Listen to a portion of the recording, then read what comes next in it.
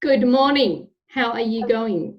I'm doing well. I am hanging in there and I am doing well with some bumpy places and some not doing well, and I'm Yeah, embracing all of it and we're just moving through it.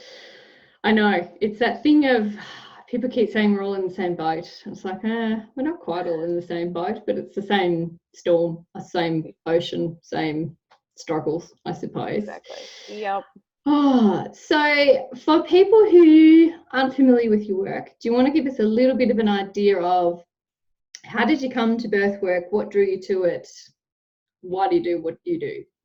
Yes, absolutely. So I am a functional movement coach. I'll get into exactly what that is in a minute. I have coached movement. Okay, this sounds really weird. I don't feel this old, but I've been doing it for like almost 20 years. But I started when I was 15. So I started in more the athletic realm. I coached gymnastics, I coached swim team. And then I grew up and I had babies, and I had 4 babies in 5.5 years. Oh, yeah, you did. Yeah, I did. And they're all boys, lots of fun, keep me busy. And after the fourth, my body broke. I felt like I fell apart at the seams. So I had a diastasis recti, which is that separation of the abdominal muscles. I had a pelvic organ prolapse, which is where your pelvic floor muscles can no longer support your organs. I had severe incontinence, which meant anytime I tried to run, jump, laugh, sneeze, pick up my baby in a not braced way, I would leak urine. I had really bad chronic SI joint pain, which is that really deep, low muscle in the back, the joint there. I just had constant pain in my lower back, neck, and shoulder, like headaches all the time. I felt like an old lady, and I was 30. Yeah. And like I could just sit down and tell you about all my ailments. And I was like, I went to my OB, and they just kind of shrugged me off. And they were like, well, you're a woman and you've had babies, so what do you expect? Basically. Awesome. I was like, oh, fabulous. So thank you for the help. Not really. So I was real depressed. It's really interesting, the intensity that we experience pelvic floor and core dysfunctions. It's really different psychologically than like if you broke your arm. There's a narrative that it's especially broken and especially hard to rehab, and it's like this really special injury where you're probably never going to recover. And which, when your OB just shrugs you off and says there are no solutions, it's really easy to feel that way. So, I mean, fetal position, ugly, like really, I was in a bad place. And so, and then my hormones were wrecked too, but that's we add that in as well. Why not? Yeah, just to make everything really fun. And so then I had 4 at home at the same time, and every 5 and under, and the newborn, and it was just a disaster. And so I just, after fetal position, crying, being a wreck, I decided, like this researcher fixer in me like snapped, and I was like, I'm gonna figure this out. So I went to research mode, and I was like, I'm gonna find a solution. Like, this is not right. There's something, like, we wouldn't have survived as a species if birth broke us. And so I was like, just something instinctually, intuitively inside of me was like, there has to be a solution. Like, this can't be, I had babies, now I'm broken. And so I love that. I researched, and I came across several different, they became my teachers, where they talked about movement, and they talked about functional movement and more of a lifestyle approach rather than handing me like, oh, here are the 5 exercises that you need to do to fix your body. It was very holistic. Let's look at how you're breathing and moving and sitting, and incorporate really functional strategy into what you're already doing. You're a busy mom. Like, I didn't have time to work out on my mat like an extra hour a day and like lay around and do yoga poses. Like, that would have been awesome, but I just wasn't going to happen in my life at that point, and it still doesn't. And I was able to, over the course of a year, completely heal and be asymptomatic from all of my symptoms. So my diastasis was closed, my prolapse was completely healed, and I could run, jump, laugh, play on a trampoline, do whatever I want with my body, and play with my kids, and be the mom that I want to be now without having, like, I'm not planning my life around where's the closest bathroom. So that's the point where I was like, now I figured out what I want to be when I grow up. So then I transitioned to this functional movement coaching that I do, but it's pretty holistic, and it also takes into consideration the emotional side of things. So it's fabulous. I love what I do. And it's amazing timing, because we were saying just before we started recording that I guess I talk a lot about the neck up stuff because that's what I'm trained in, and yet the movement side of things, even just when trauma is used to mean physical injury, that affects so many people as well. So being able to talk about it, kind of, again, that word that's so overused but yet so important, more holistically, is super, super, super important. So I guess there's two trains of thread for where I want to go. One is thinking about birthing people after they've given birth, actually even before birth, but just why movement and looking after your body and all that sort of stuff is important, and what you can do about it if you're struggling.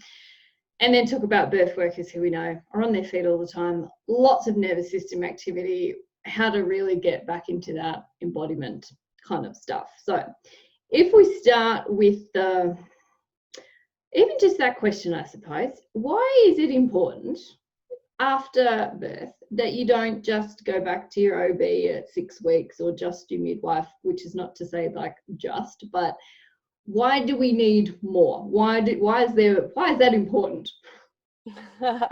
Well, I mean, I think even starting with that whole idea of 6 weeks, then you're cleared, is good to maybe question. I don't believe after 9 months and after having a placenta-sized wound inside of your body, if that placenta-sized wound was on the outside of you, no one would assume that you're going to be back to normal in 6 weeks. That's a nice visual. No one would assume that you're going to just bounce back, and like, because I mean, when women deliver their placenta, you see it's beautiful, and it's an organ, and it is big, and that is detached from the inside of you, and that is the size of wound that you're working on healing, on top of a whole bunch of other things. But I love that visual, because I think we have this idea, because everything's internal, it's so easy to forget, like, that's what's going on inside. Like, there's a ton of work that's happening. Plus, if you're going to be breastfeeding, or even if you're not, like, everything hormonally is shifting and you're adjusting. And so I'm a huge fan of at least looking at, okay, now you're in your 4th trimester, like at least 12 weeks, if not more, rather than 6 weeks. And then really realizing that you might need a little bit of rehab, and that's okay. Like, bouncing back, and your body isn't supposed to just jump back into, your skinny jeans, and now you're going to act like you didn't have a baby. Like, you'll get there, and those are great goals. Like, I'm not against any woman having any physical goals. If you want a flat stomach, like, I will do everything I can to support you with that. That's not necessarily my highest goal. I mean, I'm all about function, and like, let's help you live your life the way that you want to live it and feel really comfortable and strong in your own skin. But when we realize, like, what I love to do is celebrate how powerful small things are. So when I have a new mama that I'm working with, I'm talking about, like, let's optimize your breathing. Like, let's talk about how your breath can, one, be really effective for your whole body. We can use your breath even to support your core and pelvic floor. We're not jumping straight into, like, let's do crunches and let's do planks and let's do these really intense things. And yet so many women, when they optimize their breath, all of a sudden are feeling their core wake up, feeling their pelvic floor wake up. And now they're able to start building on really small building blocks, but those small building blocks are really what can be really powerful and strong foundation. So I love supporting women in that space. But I think the first thing I always love to talk about is, like, giving them permission to be like, the goal isn't for you to do like a push-up or a pull-up next year or next week or whatever. Like, we're going to just help you recalibrate, because I think a lot of women after birth too, it's like, I just feel foreign. Like, I don't even feel like myself anymore. And I don't even feel connected to myself. Like, I feel like a whole new person.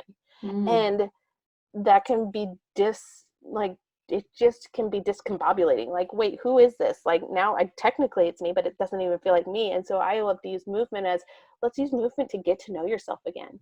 Like, let's reconnect with your pelvis again. Let's reconnect with your core again. Let's reconnect with your breath. And suddenly you're redeveloping that relationship of communicating with body parts that have been maybe distant or disconnected, or in ways where it's just been very different. And now you're getting to know yourself again, but through movement, and movement can be a really powerful tool for that process. Mm. Mm. I think timing it wise at the moment, this is another thing we were sort of briefly talking about, and I can't quite remember the stat, but general strokes are that a lot of people in this current crisis, their sort of gym membership, PT, whatever, any sort of movement, it's often been one of the first things to go. So it's interesting thinking about, I suppose, from a when people get really stressed, what do they value kind of thing. But the uptake of movement, exercise, activity, whatever you want to call it at the moment, seems like it's not very high. What are your thoughts about why that might be happening, and how do we sort of move to the next phase once we're out of the survival mode? Because I guess for me, I'm not all about saying, well, here's more things to do. Last thing parents need is more things to do. But I guess I do find it interesting, again, the stat, whatever it was, that the amount of people dropping out of physical activity, exercise, whatever you want to call it, movement. I don't like the word exercise. I have to call it movement. That's just me. It's a little, but that can be helpful for people thinking, okay, movement is just moving your body and that your body wants to move. Without getting into the like, oh, well, we should be doing this and we should be doing that. What are your thoughts about why, I suppose, that's just completely gone off the radar for people at the moment? When we are experiencing trauma, or we are experiencing anything that's really high stress or high anxiety or big, just lots of emotions, it is perfectly normal and natural to want to turn inward. And that inward motion can be physical as well. So if you think of the psoas muscle is a muscle that is in the back of the body, underneath the rib cage. It attaches on either side of the spine. And it wraps around and attaches at the base of the pelvis where the top of your leg bones are. So that's what pulls you into the fetal position. That's what pulls you into that. It's called the fight or flight muscle. So it can get triggered and hold a lot of emotional tension if there's trauma, and it can pull you into that fetal position. So one, it's a perfectly normal and natural response to go into a safety zone position of like, this is my safe spot. I don't want to be exposed, because when you're standing upright, again, the whole front side is exposed. When you're curled into that fetal position, it feels more safe. It feels more controlled. It feels more protected. And so the other thing too is, again, it's one more thing.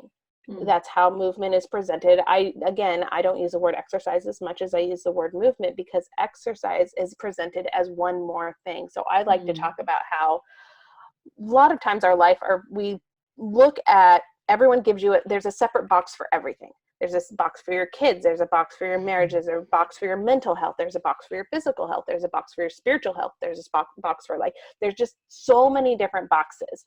And so when you look at physical exercise, so often that box just is like shoved to the back of the line. I have so many other boxes, and there are actually sometimes boxes inside of boxes, when it comes to your kids. It's like, now I'm homeschooling, and now I'm, feeding them, and now I'm doing all this and this and this.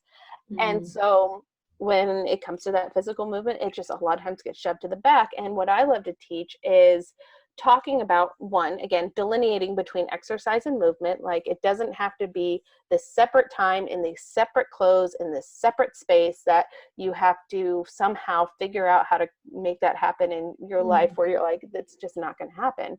And then, okay, so maybe I can incorporate it into other things, but also realizing like, we are one body. Like, I don't believe that you have the mental box and the spiritual box and the physical box and the emotional box. Like, we are one being. And so everything affects everything else. So when I'm doing my physical work, my spiritual and my emotional stuff and my psychological stuff, that all comes to the surface. And that all comes into play when I'm like, ooh, what if I go into this position and some emotions come up? Okay, well, that's interesting. I get to explore that now, rather than saying like, wait, this is my physical time. I shouldn't be doing any spiritual or mental work right now. Like, that's for a whole different time. Or maybe my mental stuff stirs up something in me where I have a ton of energy now. And I'm like, sometimes I just need to swing a kettlebell. Like, for my energy, like my spiritual, like I don't even try and delineate anymore. I just call it energy. And it's like when I feel it in my chest, and it's like I just have really big energy, whether it's negative or positive.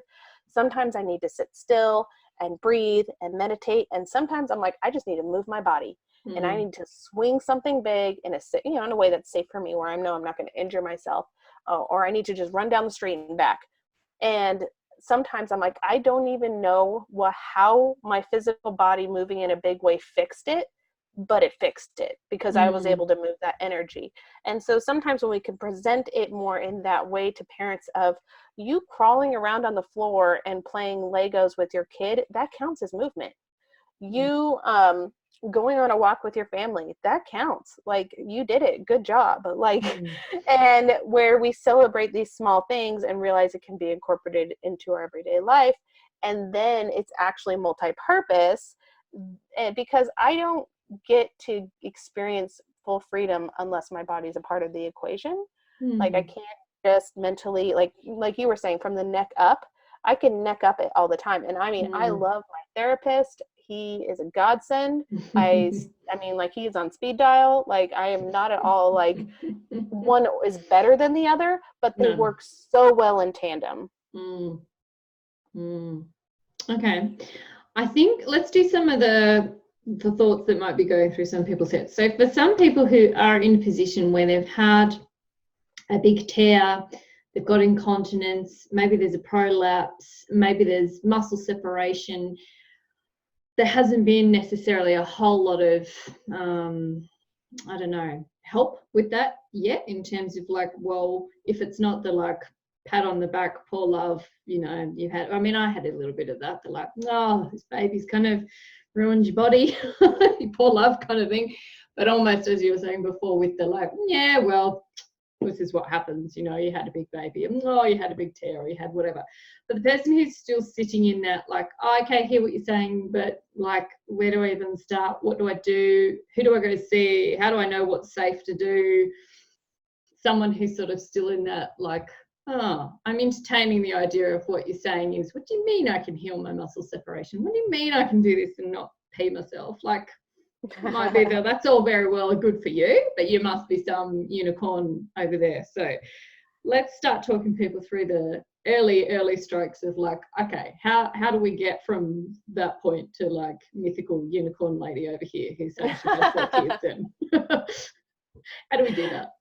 Absolutely. I always start by acknowledging and just really wanting to hold space for the fact that it's very hard and that it's very emotional, and it is not an easy journey towards healing. Like, anyone who comes at you and says, do these 5 exercises 5 times a day for 2 weeks and you're going to be healed, those are the unicorns. Like, if that did work for anyone, those are 100% unicorns. And it can be really discouraging when that doesn't work for you, because you know, when you click on the little ad and it tells you to do the little things and you actually have a little bit of hope, and then it doesn't work. Or maybe, I mean, a lot of times, honestly, when you're on your pelvic floor, especially rehab journey, certain things can make it worse.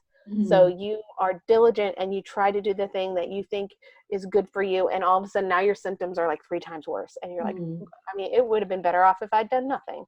So it can be incredibly discouraging. So I always recommend, one, that this narrative that you need a professional. This is where I want to be sure I'm clear on what I'm saying, because I love professionals, and I'm going to list a few that your listeners, if they're interested, would be very, very helpful for them. But women should know that they have the right to understand how their body works. And we live in a culture where so much of our understanding has been outsourced to professionals that we feel like we are incapable of understanding our own bodies. And that especially the pelvic floor and core are really kind of wrapped in this shroud of mystery. And like, it would take you years of research to understand what's going on in your body. So just trust me. And I believe that women have the right to understand how their body works. Yes, we do. I mean, this is in tandem with professionals. But just having a basic knowledge of, I can list a few resources of some podcasts, of some books. I can give you some places to start where you can start understanding how your body works. Then when you're in communication with your professionals, when they're speaking to you, all of a sudden it's not like you're just sitting there clueless. You're like, okay, now I can even start to formulate some questions and to dialogue and feel more empowered, like an empowered participant in my healing journey, rather than feeling like more of I'm just sitting here hoping someone comes and saves me. Because as much as we would love that, and I mean, I was there too, like I was desperately hoping someone magical would show up and save me. But really, I had to be a very active participant in my healing journey and had to take quite a bit of ownership of the research and understanding and reading the books and listening to the podcast and trying the things and going to the professionals. And so that was a really powerful first step for me, of just giving myself permission to really take that level of ownership of my healing. Then I was able to reach out to, I always recommend a pelvic floor physical therapist or pelvic floor occupational therapist. They're going to be able to help you understand exactly what's going on internally, because everything from hyper to hypotension, meaning the muscles can be really, really tight in the pelvic floor and not release, which can cause some symptoms, or the pelvic floor can just not be engaging enough, which can also cause some symptoms. And so even knowing where your starting place is so empowering. And so you kind of need someone to help you with that internal work. And it is not nearly as scary as it sounds. They are so compassionate. They are so kind. And most of them are just incredibly sensitive to, that's why they're in this line of work. And so I know that initial, picking up the phone to make that kind of an appointment can be absolutely terrifying.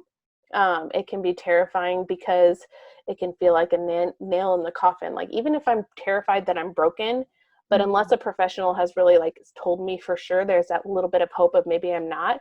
And so there's that fear. If I go to a professional, they'll be like, for sure you're broken, like best of luck. And so they're not going to tell you that you're broken. They're going to say, this is your starting point. And this is, these are some tools we're going to try to work through and start seeing how your body responds, and then start seeing what's working, what's not, and really be able to develop a really specific plan for that person. Okay. Yeah. Is there anything, I mean, I'm sort of not a big fan of the here's the golden rules for shoulds and shouldn'ts, but are there certain movements that really hand on heart you would say a new parent shouldn't even be attempting? I'm thinking of all the people who are like, all right, I've got ab separation, I've got to do some crunches, I've got this. Yes. Is there anything that sort of broadly speaking, as in it's a guideline, not a policy? Is there anything that's the kind of no, this is off the table from? I definitely think crunches and planks and things that are really intensely core moves or can put a lot of pressure on the pelvic floor, you have to have a really strong recruitment strategy, intentional. So I am not, like you said, I'm not a big fan of these are bad and these are good, but there are definitely, I think, sit-ups, push-ups, crunches. Those are moves that basically are really intense, and you can absolutely do them with a really strong recruitment strategy, but I would say you'd probably want a coach to help you get to that point, someone who is kind of holding your hand as far as, okay, how are you getting into that move? How are you recruiting your core? Is there causing a lot of pressure in the abdominal and the pelvic floor? Okay, let's dial that in gradually and then get you to that point. So yeah. Okay. So I think that's good to kind of just have as a background thing, because I think sometimes, the kind of fitness industry is very hyper masculinized anyway. A lot of the research, I think it's something even that I didn't really know about until I started looking into it for myself. I had no idea how much of the research was based on men and men's bodies. And so I think taking it back to that point of, knowing how your own body works and understanding your own body, it is worth having a broad sort of, just keep it in mind that a lot of the information that's out there is based on men and men's bodies, right? Yeah. Yes. Yeah. Yeah. Okay. So we've named that up. So in terms of, for the birth worker who is maybe doing a lot of the mental work, hopefully is doing, if you're in this podcast, you should be definitely on the board with thinking about doing your own trauma work, thinking about how you're showing up in your own body. But let's get to the actual physically showing up in your own body, is in sitting with trauma, embodying it, moving it, shifting it. What have you got for us? This is exciting stuff. For me, it is anyway. I absolutely love this work because I had 4 of my own births, and so my birth workers, I remember them so intensely. Like, they are so interwoven into my birth experience, and I just feel like they're godsends. They were just they were just such powerful players in my own stories. And so when I moved into doing some part-time doula work, and this is my story that kind of got me into really being passionate about supporting birth workers, is I went to a birth, and it was a long birth. It was like a 36-hour. It started out as a home birth, wound up being a transfer. Everything was fine. It just took a very long time to get there. Yeah. And the birth photographer knew what I was doing, and knew who I was and like my background. And she leaned over probably like 10 hours into the process, and she said, like, my lower back is always killing me after these births. Like, we could see, like, we were going to be there a while. We're committed. And I nodded, and I was like, I totally understand. And I just gave her a few tweaks. I'm like, be mindful of this. Why don't you try this? And we wound up having to do a real quick transfer. So the birth photographer jumped in my car while we drove to the hospital. Everything turned out beautifully. We're driving home at, like 5 a.m, like it is. And she looks at me, she says, my back is always killing me after these labors, and I feel amazing. She says, my back doesn't even hurt. And I was like, yes, this is what I can do. And so I have started doing more like in-person workshops and serving a lot of the birth community that's local to me. But I was like, birth work is such a physical job. And yet it's also emotional, and it's also spiritual. Like, it's again, we are one body. So it is a lot for every part of us. And so I was really passionate about what I coach a lot of my birth workers in is this embodiment piece, because we talk about birth. Basically, I look them in the eye, I say, you know exactly what to do, because it's exactly what you tell your clients to do, and it's what you don't give yourself permission to do. So we talk about how, birth goes so much better for the mom if she can change positions, and she can listen to her body, she can tune into what it's doing, and she can honor what it's signaling her. If she needs to go on hands and knees, if she needs to switch sides, if she needs to walk around, like, those are the types of things that help the labor progress in a really healthy way. It helps them stay embodied and in tune with their work that they're doing. And, I tell my birth workers, I'm like, you are so in tune with your clients. Like, you're listening to how they breathe.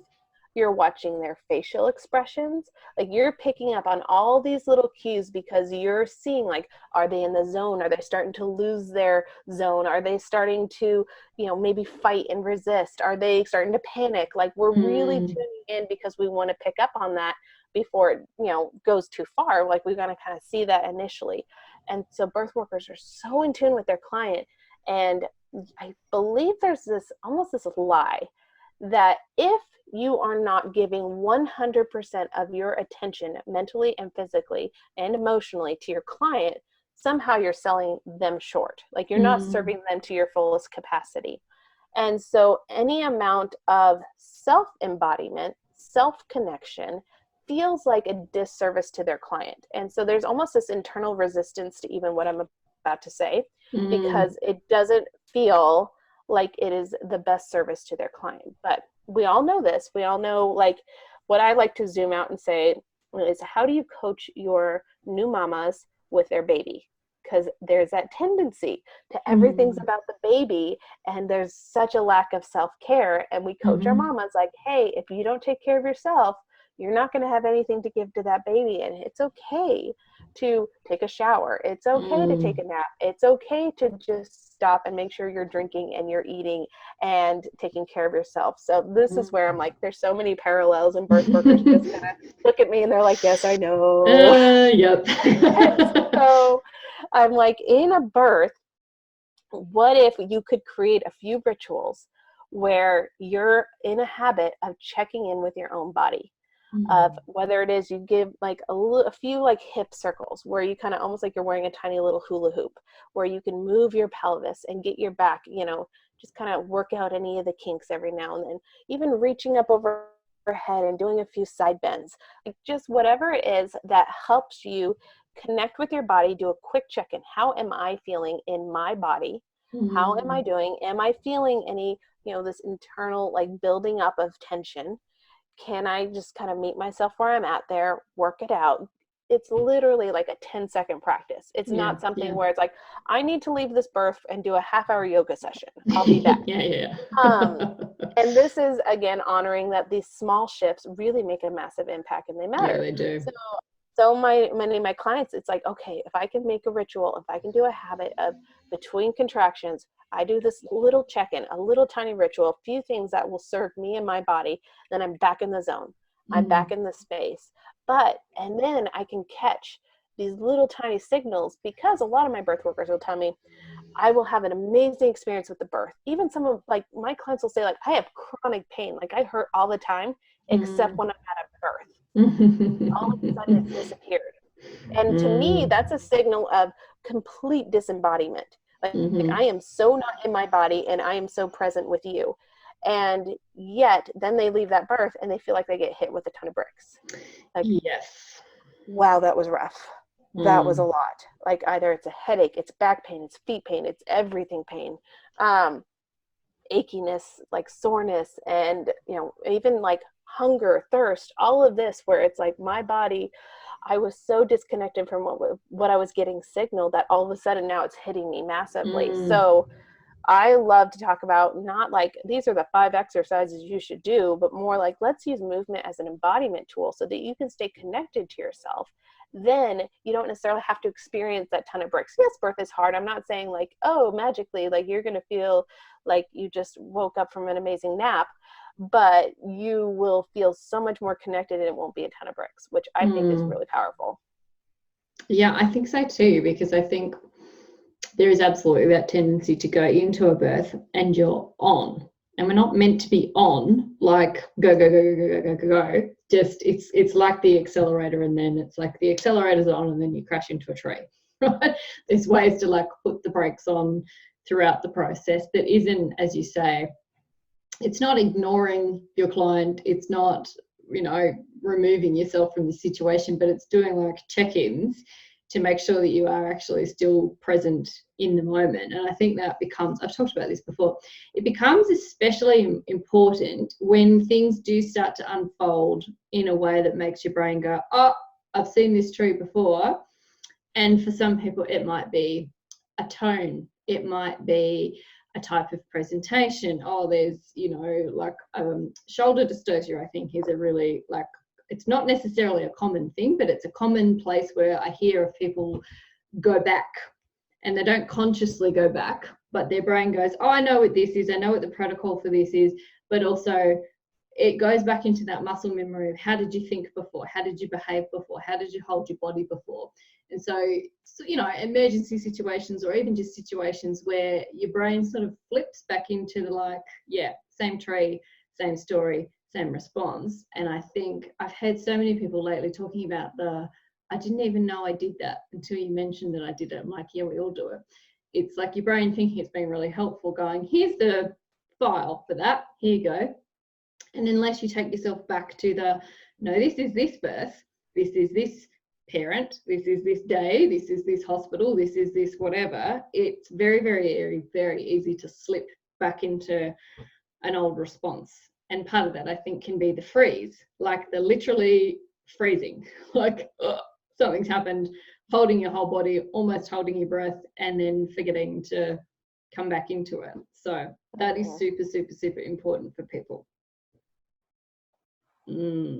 Okay, give me some, we've talked a little bit about backache and things like that, but have you got, I suppose, tricks, hints, tips, I don't know, it makes it sound like more magical than it is, but for people when they are sort of stuck in that almost freeze state, or if you're in a situation where maybe you've got a birthing person who's really, really exhausted and you're sort of just trying to keep their body moving. So if you are the person just, like rocking their legs back and forth a bit or massaging a bit and you're starting to kind of like lock up, what are some things that people can be doing that's kind of subtle just to sort of get you out of that freeze slash locked sort of state.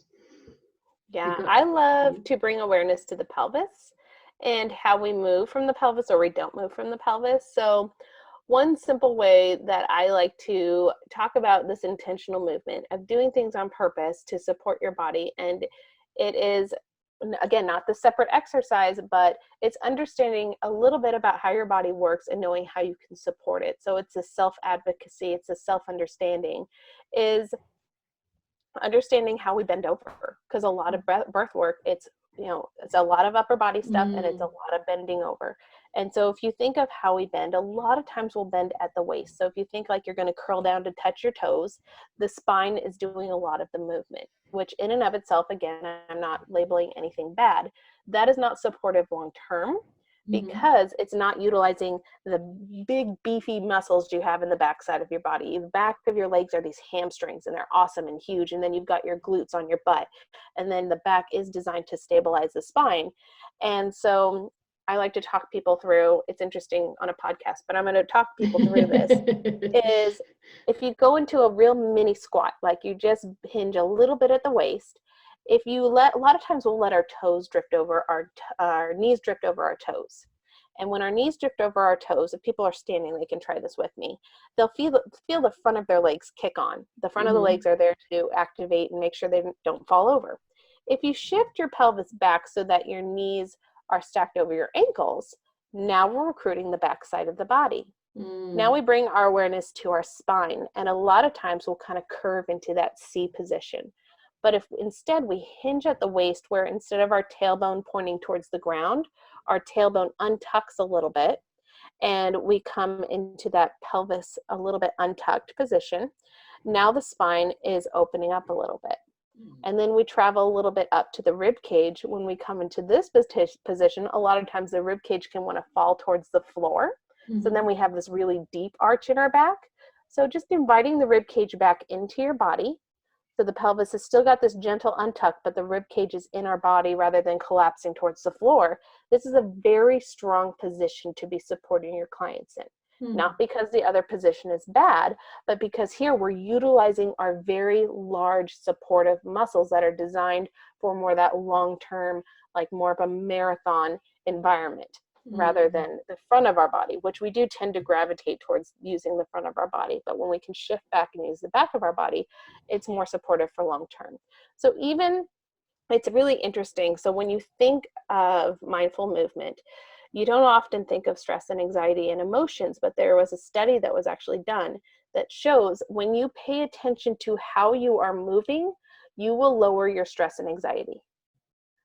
So this embodiment work of me even checking in of how am I moving, how am I standing, how am I holding my body real quick. It doesn't have to be like a 3-hour monologue in your head, but just creating a few check-in points.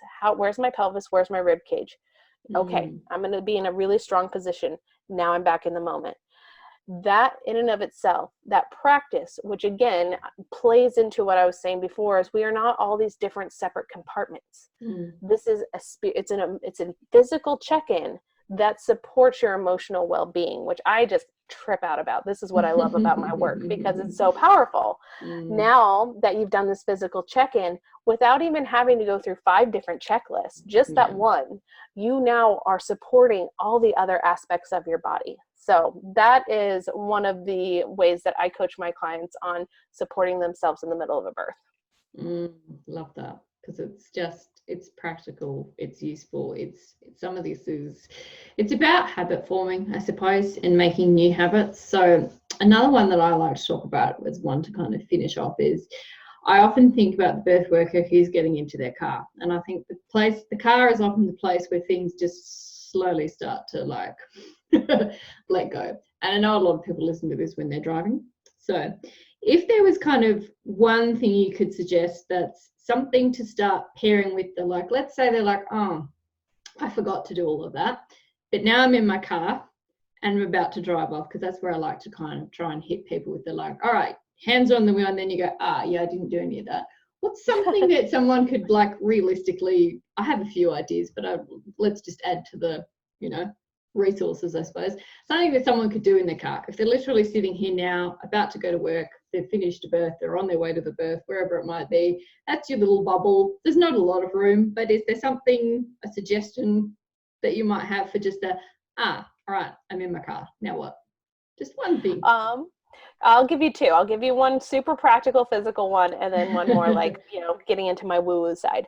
So when it comes to sitting and supporting the body, we a lot of times, especially in the car, I don't know why car seats are designed this way, but the back tends to be lower than the front. So the back side, it almost kind of forces you into this really tucked under position where you're sitting more on your tailbone, and then the back has to curve to accommodate that, which can really cause some crankiness in the lower back. So I always keep a towel rolled up in my car, and I shove it in that corner so that I can sit more on my sit bones, which if you were to travel up the femur, the big leg bones to either side of the pelvis, you'll feel, you might have to dig for them, but I promise you they're there, the big bony protrusions on the pelvis, which is what we're designed to sit on. So those bones are designed to carry the weight. The tailbone is actually in it's a joint. So we'll see a lot of times in birth, the tailbone pops up because it's designed to have that mobility. It doesn't have as much mobility when you're not giving birth, but it still does. So when you're putting all that pressure on your tailbone, it's not helpful especially if you have anything going on in the pelvic floor or the lower back, it can cause that additional crankiness. So even when you go to sit in the car, like choosing with intention, like I can sit in a way that's supportive to me as I'm doing whatever I'm doing anyway, and honoring yourself in that way and choosing to, it's weird. Like everyone who gets in my car, like holds up the towel and is like, what is this? And they throw it into the back because they're like, this is just weird.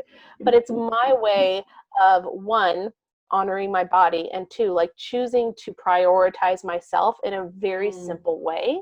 And even psychologically choosing that in that moment can kind of set you up to continue making those choices throughout the rest of the day. So even if it's like, I just didn't even pay attention to myself in that birth, and now I do feel like a ton of bricks. Oh, look, there's my towel. It's already in my car. I'm going to choose right now to stick that in the corner. And now my pelvis is sitting in a very relaxed but supportive space, and I can just drive home knowing that even if I stop thinking entirely, I'm still doing something to support myself. So I love that. And two, just having a simple mantra while you do something physical, even for a couple seconds. So like before you even sit in your car, doing a couple hula hoops with your hips, or doing a couple arm stretches, or doing something before you even sit down, again, can trigger that I matter and I'm embodied, I'm in this space. And it doesn't have to be that I do this for 30 minutes. It doesn't have to be that I even remember anything for the rest of the day, but I'm going to do this one thing, this one time, even if it's for 30 seconds. And I can just kind of down regulate in that moment, knowing like I'm honoring my body in this space, and it doesn't have to be perfect. Some kind of mantra like that, where it can be really honoring to yourself and knowing it doesn't have to be perfect and every day, every birth from now on. But they are super simple things, and I'm a big fan of pairing something that you're already doing. It might be turning on a light switch. It might be when you go to the toilet. It might be, when you sit in your car and your hands on the wheel, that's your check-in to go, all right, just check in. And I love the thing with the towel, because I always imagine birth workers have towels in their car anyway.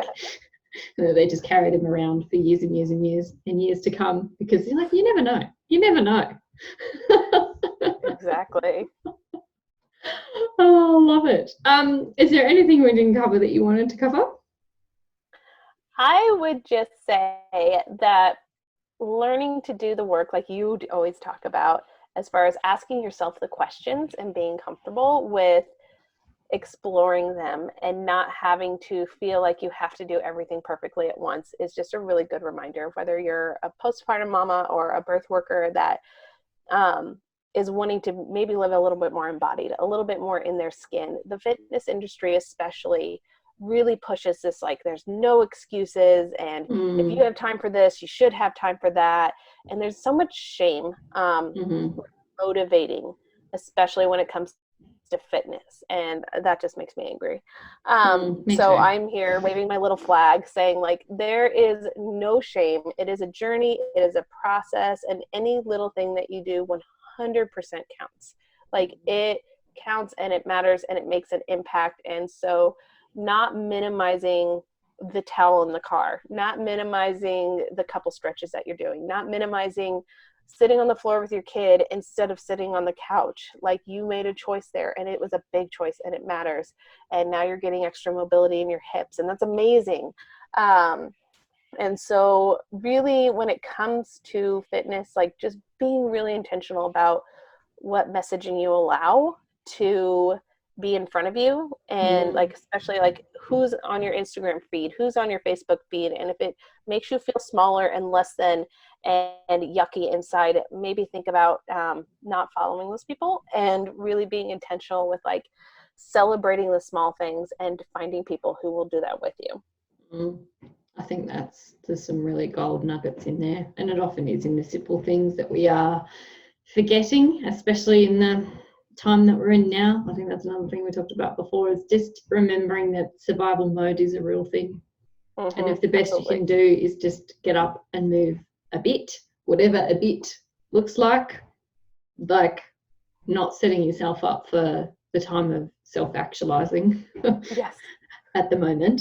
So yeah, I think that's really grounded and helpful, and hopefully gives people a sense of walking away not feeling like, oh yep, here's more stuff I need to do. Here's more things I'm not doing to add to my list of,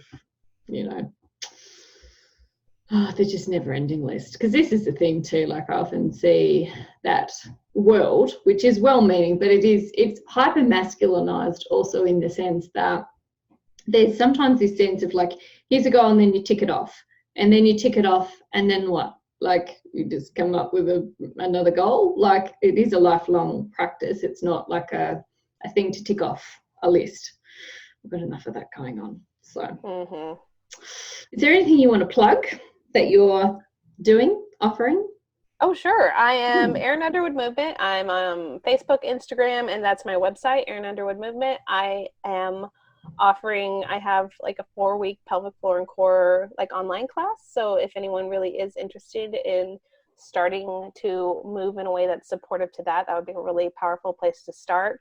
And then I also have the Thriving Birth Worker Movement Method, which really focuses on supporting birth workers through this movement practice. So it's building strength, but it's also the emotional side of things too, using movement to support your nervous system and practice down regulation and all kinds of really fun somatic work. So it's a really fun, I poured a lot of my heart and soul into that, and it's been really powerful just hearing some of the testimonies from that. So my website's the place where you can find everything. Cool. Love it. Thank you so much for getting us out of our heads a little bit and back into body. It's super, super, super, super, super important. And I think it's very easy to kind of go, oh yeah, that's common sense stuff. We all know that. But some of this, I think, is going to be reminders for people too, that it's like, we're not reinventing the wheel, but we're just taking things back to if you want this to be lifelong work and not something that you burn out of in 18 to 24 months because your nervous system just becomes way too overwhelmed with the on-off, yay, crash. There's a lot of that going on at the moment. So I think that'll be helpful. So thank you. Thank you, Erin. I just love your work and so appreciate what you're doing here. Oh, thank you.